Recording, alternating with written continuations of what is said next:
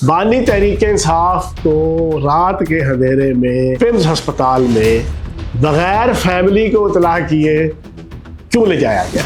प्रेटिंग, दावे और थूक से पकोड़े तल कर वो जनाब व्यूअरशिप ले रहे हैं को किसी बाहर के बड़े अस्पताल में ले जाया जाए ऑपरेशन के लिए या ट्रीटमेंट के लिए। बिस्मिल्लाहिर्रहमानिर्रहीम। आज़ाद डिजिटल के साथ मैं हूँ फैयाजुल हसन चौहान। आज का टॉपिक एक ही है जो पिछले 3 दिन से जो है ना वो टॉक ऑफ टाउन बना हुआ है और उस पर हर बंदा और स्पेशली जो यूथिया चैपलन है वो ज़मीन आसमान के कलाबे मिला रहे हैं और हस्बे साबिक झूठ, फ्रॉड, फरेब, धोखा, चीटिंग, डिसीटिंग और बदज़बानी और रियासत और हुकूमत के ख़िलाफ़ तूफ़ान बदतमीज़ी मचाने लगे हुए हैं। वो क्या है जी? बानी तहरीक इंसाफ को रात के अंधेरे में उनकी आँख का माइनर ऑपरेशन करने के लिए पिम्स अस्पताल में बग़ैर फैमिली को इतला किए क्यों ले जाया गया। अब ये इसके ऊपर सारे यूट्यूबर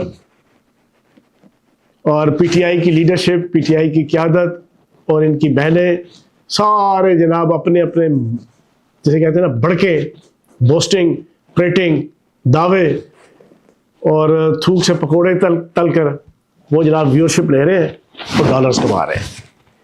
मैंने कल एक ट्वीट किया था जिसमें मैंने साबिक वज़ीर जेल खाना जात की हैसियत से अपना तजर्बा, अपनी इंफॉर्मेशन शेयर की थी पूरी कौम के साथ, जिसको सेंसिबल लोगों ने उसको सुना, लेकिन सोशल मीडिया पे बैठे हुए कुछ इंसान नमा जानवर उन्होंने अपनी अपनी औकात उसके ऊपर दिखाई, जो उनकी ड्यूटी भी लगी हुई है नगदा कोका की तहरीक की तरफ से, लेकिन हकीकत वही है। आज मैं आपको इसके हवाले से ना बड़ी डिटेल से सारी सिचुएशन वाजे कर दूं। जेल रूल्स उसके तहत और दुनिया के किसी भी मुल्क की रियासत, हुकूमत, कानून और आइन और दुनिया के अंदर जब से दुनिया बनी है और जब तक इसने रहना है और ख़त्म हो जाना है, दुनिया में हर माशरे, हर सोसाइटी, हर मुल्क, हर कानून के मुताबिक फैमिली जो होती है ना किसी भी इंसान की, वो उसके माँ बाप और उसके बीवी बच्चे होते हैं। बस, ना उससे आगे, ना उससे पीछे, ना उसके दाएं, ना उसके बाएं, ना उसके शिमाल, ना उसके जनूब, ना उसके ऊपर, ना उसके नीचे। माँ बाप और बीवी बच्चे। पाकिस्तान के कवानीन के मुताबिक भी और जेल रूल्स के मुताबिक भी कैदी की फैमिली उसके माँ बाप और उसके बीवी बच्चे होते हैं, पहली चीज। दूसरा, जेल रूल्स के मुताबिक जब किसी कैदी को कोई इमरजेंसी हेल्थ प्रॉब्लम होती है, उसमें 2 किस्म की इमरजेंसीज होती है।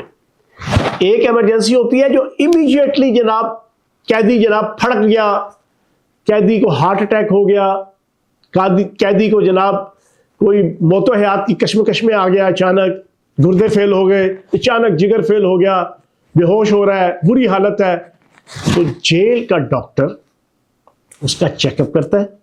चेकअप करने के बाद वो अगर ये एडवाइस दे दे कि अभी इमीडिएटली फौरन कैदी को किसी बाहर के बड़े अस्पताल में ले जाया जाए ऑपरेशन के लिए या ट्रीटमेंट के लिए, तो जनाब जेल रूल्स के मुताबिक डॉक्टर की उस एडवाइस पे जो सुपरिटेंडेंट होता है, जिसको जेलर कहते हैं, उसकी अथॉरिटी है कि वो इमीडिएटली ऑर्डर कर सकता है कि उस कैदी को उस जेल के इर्द गिर्द या उस जेल के जो मुतलका शहर के बड़े अस्पताल में, जिसकी आपस में कोऑर्डिनेशन होती है जेल के साथ, एंटाइटलमेंट होती है, उसमें ले जाकर उसकी फौरी ट्रीटमेंट की जाए, इमरजेंसी ट्रीटमेंट की जाए।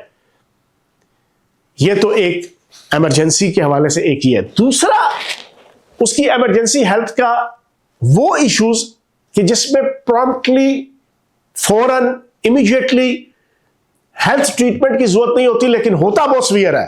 मसलन कैंसर डायग्नोज हो गया, एड्स डायग्नोज हो गया, हार्ट अटैक की शरेयानें बंद होने का, खून की शरेयानें बंद होने का, दिमाग माउफ होने का, तो फालिज होने के खदशात जाहिर होना शुरू हो गए, या कोई इस किस्म की बीमारी जो बीमारी इंतहाई सीवियर है लेकिन वो इमीडिएटली अपने असरात नहीं दिखा रही, अपना रंग नहीं दिखा रही, उस पे जेल का डॉक्टर वो अपनी रिकमेंडेशन भेजता है कि जनाब इसकी ट्रीटमेंट अस्पताल के अंदर अवेलेबल नहीं, इसको बाहर उस शहर के किसी अच्छे बड़े अस्पताल जो एंटाइटल्ड हो जेल के साथ, उसमें इसको शिफ्ट किया जाए। उसका फिर एक प्रोसेस चलता है, जेल का डॉक्टर लिखता है अपनी रिकमेंडेशन बाकायदा साइन करके, फिर जेल का सुपरिटेंडेंट उसको ओके करके डीआईजी को भेजता है, मुतलका उस रीजन के डीआईजी आईजी पंजाब को भेजता है अपने हेडक्वार्टर में, आईजी पंजाब रिकमेंड करके होम सेक्रेटरी को भेजता है, होम सेक्रेटरी उसको रिकमेंड करके चीफ सेक्रेटरी को भेजता है, चीफ सेक्रेटरी की अप्रूवल के बाद फिर दोबारा उसी प्रोसेस के साथ सारा जनाब आपका वो डॉक्यूमेंटेशन वापस आती है, और फिर जेल इंतजामिया के पास जब अप्रूवल होके आती है तो उस कैदी को उसकी ये इमरजेंसी हेल्थ ट्रीटमेंट के लिए उस एंटाइटल्ड अस्पताल जो शहर का बड़ा अच्छा सोफिस्टिकेटेड अस्पताल होता है वहां पे उसकी ट्रीटमेंट, उसकी शिफ्टिंग, उसको सब जेल करार देकर वहां पर रखा जाता है। इमरजेंसी के ये दो ऑप्शंस हैं, एक वो इमरजेंसी के बंदा बुरे हालत में है, फड़कने लगा है, खड़कने लगा है, उसकी हालत खराब है, उस पे किसी चीफ सेक्रेटरी, किसी होम सेक्रेटरी, किसी आईजी जेल खाना जात, किसी डीआईजी जेल खाना जात की कोई अप्रूवल जेल रूल्स के मुताबिक जरूरी नहीं है, वहां पर अकेला डॉक्टर मुतलका और फिर जेल सुपरिटेंडेंट उसकी अथॉरिटी होती है।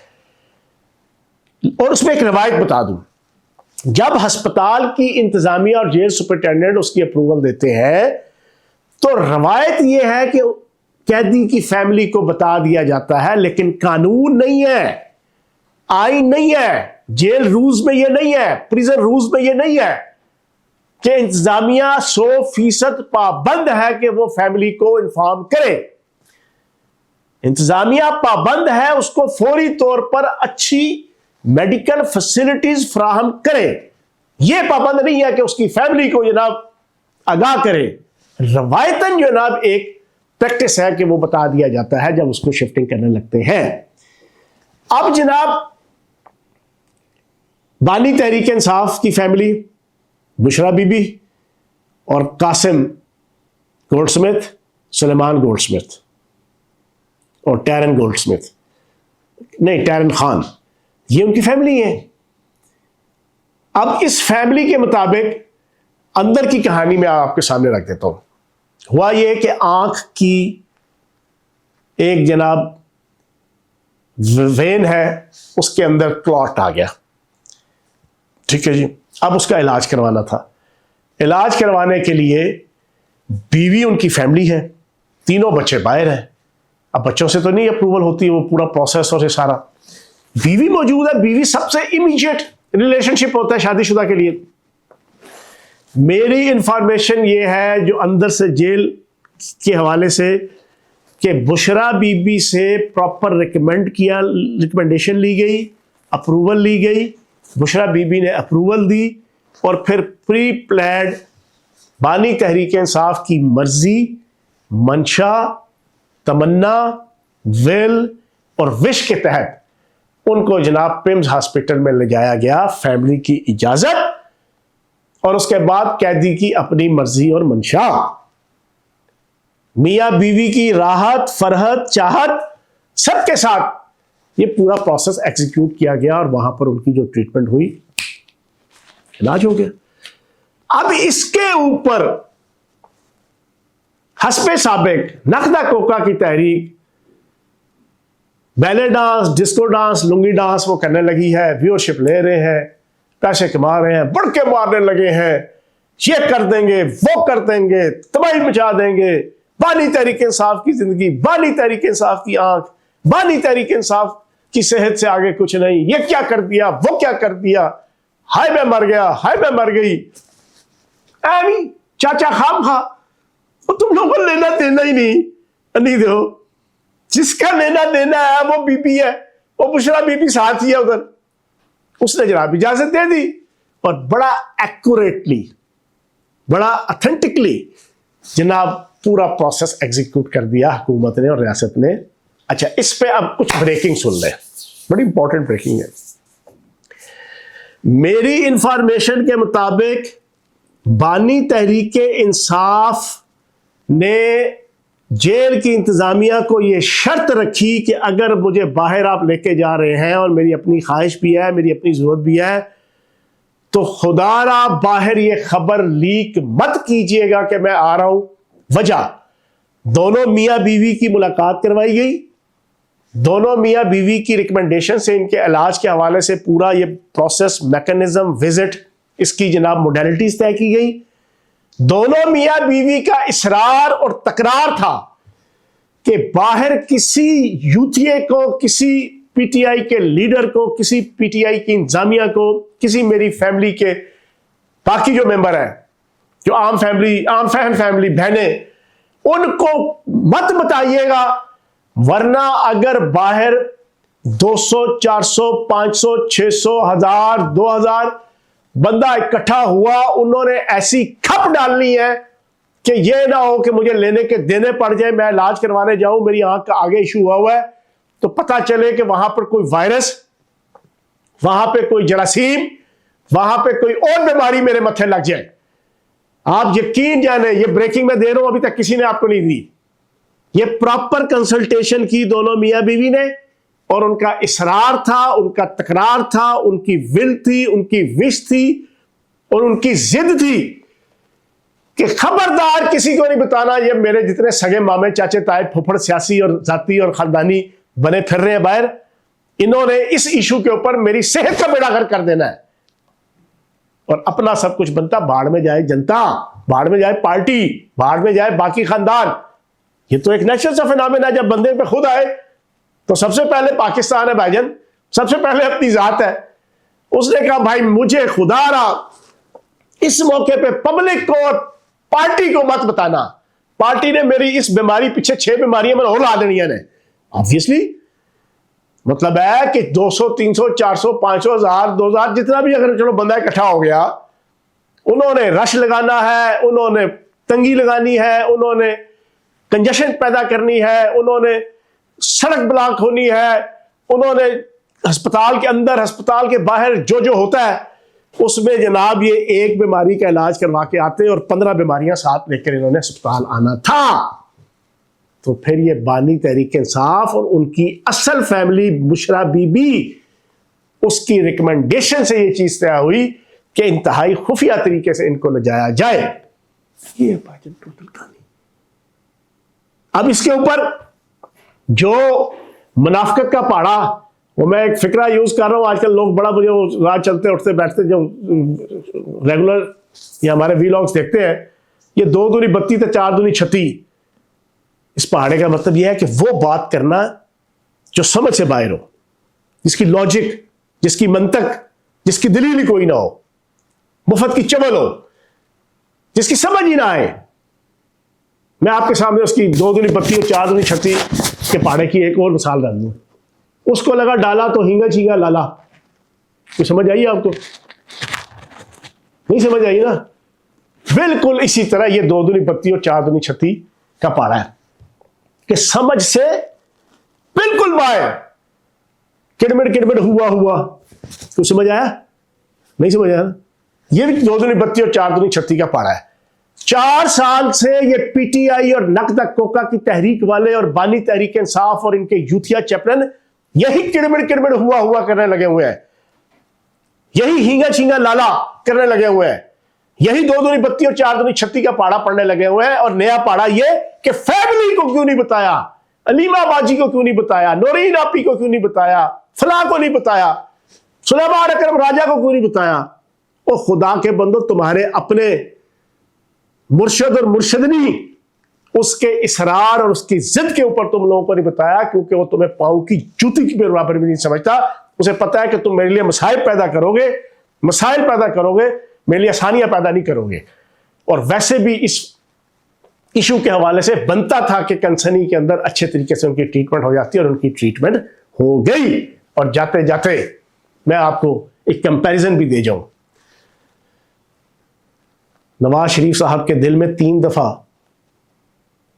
तकलीफ हुई, 3 दफा उन्होंने 2019 के अंदर जनाब इस चीज का मुतालबा किया कि जनाब अस्पताल जाना है, तो जेल सुपरिटेंडेंट ने इनकार कर दिया कि ऊपर से इजाजत नहीं है। जनाबे वाला, ये फर्क है, इस फर्क को समझ लो और इस फर्क को जान लो। और फिर जाते जाते एक और मिसाल दे दूं। कलसूम नवाज साहिबा जिस दिन फौत हुई, उस रात को नवाज शरीफ मिन्नतें करते रहे जेल सुपरिटेंडेंट की, यार मेरी फ़ोन पे बात करवा दो, मुझे कोई जनाब मेरी सिक्स सेंस कह रही है कि कोई गड़बड़ है। तो इनको इजाज़त नहीं दी गई और वो बेचैनी के आलम में अपने जनाब बैरक में थे। तो फिर आधी रात को शहबाज शरीफ साहब इतला लेकर आए कि आपकी मिसेस की डेथ हो गई है। सर ये फ़र्क है। मैं पाकिस्तान की मौजूदा हुकूमत और रियासत को खराज तहसीन पेश करूंगा कि उन्होंने बर वक्त इनका इलाज करवा दिया। और एक बात याद रखना, जो सारा दिन ये टोपी ड्रामा 4 साल से लगे है ना, इनको कत्ल कर दिया जाएगा, बानी तहरीक इंसाफ को मार दिया जाएगा, बानी तहरीक इंसाफ को शारीरिक शोषण कर दिया, बानी तहरीक इंसाफ को जहर के कतरे दे दिए, उनको जनाब हार्पिक के कतरे दे दिए, वो मरने लगे हैं, वो सड़ने लगे हैं, वो फला। एक बात कान खोल के सुन लो, रियासत और हुकूमत का ये अज़्म और इरादा है कि हमने इस शख्स को जिंदा रखना है ताकि ये अपनी जिंदगी में उस पाकिस्तान को तरक्की करता हुआ देखे, फलता फूलता हुआ देखे, तामीर और तरक्की से लबरेज देखे और उसको आगे बढ़ता हुआ देखे। जिस पाकिस्तान को ये डिफॉल्ट करना चाहता था, जिस पाकिस्तान को ये आलमी ताकतों के इशारों के ऊपर डिस्टेबलाइज करना चाहता था, जिस पाकिस्तान को ये शेख मुजीबुर रहमान की ताने दे देकर शेख मुजीबुर रहमान के मिशन के मुताबिक इससे बिहेव करना चाहता था, जिस पाकिस्तान को इकोनॉमिकली तबाह बर्बाद करना चाहता था, जिस पाकिस्तान को श्रीलंका बनाना चाहता था, जिस पाकिस्तान को IMF के रिक्वेस्ट करके उसका कर्जा और इमदाद बंद करवाना चाहता था, जिस पाकिस्तान को वर्ल्ड बैंक को खत लिखकर वो पाकिस्तान का नाटका बंद करवाना चाहता था, जिस पाकिस्तान की तबाही और बर्बादी के लिए आलमी ताकतों, यूरोपियन मुल्कों और दुनिया के हर मुल्क के अंदर उनके वजीरों को, उनके वजीर आजम को, उनके सदूर को प्रॉपर मेमोरेंडम और खत लिख के कहता था कि पाकिस्तान के साथ तावन मत किया जाए, पाकिस्तान को इमदाद मत दी जाए, पाकिस्तान को कर्जा मत दिया जाए, उस पाकिस्तान को ये अपनी आंखों से फलता फूलता देखे, इसको कोई मारना नहीं चाहता। मुझ समेत मेरी भी ये ख्वाहिश है कि अल्लाह पाक इसको जिंदा रखे और पाकिस्तान को तबिंदा होते हुए ये अपनी आंखों से देखे। इससे बड़ी मौत इसके लिए कोई और नहीं होनी, इससे बड़ी तकलीफ इसके लिए कोई नहीं होनी, इसके लिए इससे ज्यादा साड़ इसके लिए कोई नहीं होना। तो जमा खातर रखे यूथिया चैपलर और यूट्यूबर्स, ये जिंदा रहेगा और पाकिस्तान पाइंदा रहेगा। Thank you very much.